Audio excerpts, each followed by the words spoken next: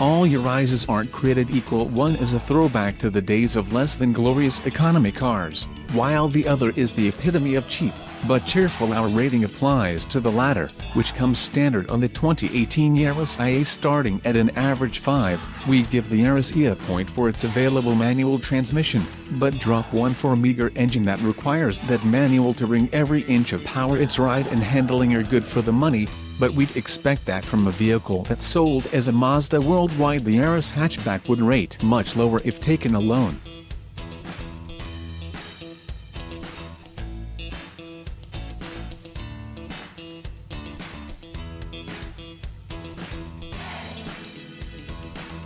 Both Yaris and Yaris E are powered by 1.5-liter inline-4 engines that make 106 horsepower, but confusingly aren't related at all. As you might have figured out by now, the Yaris engine is a Mazda unit, while the hatchbacks was designed by Toyota. The Yaris hatchback pairs its engine with an overwhelming 4-speed automatic or an underwhelming 5-speed manual. We recommend the manual for hatchback models based on the wide spacing of the automatic's gears and because the engine runs out of ideas quickly.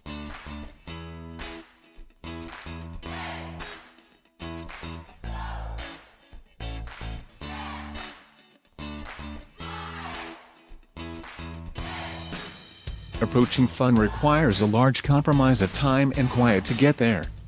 The engine requires constant attention thanks to relatively soft springs. The Yaris isn't thrown into a tizzy with bumps and imperfect roads. The Yaris SE adds a stiffer suspension that is an improvement, but not necessarily sportier. The Yaris IA is better with a 6-speed automatic or 6-speed manual. It's still not that fast, but it compensates with precise and nicely weighted steering. Its suspension comes in a single flavor, mostly good. Our pick among the crowd? A Yaris IA with a 6-speed.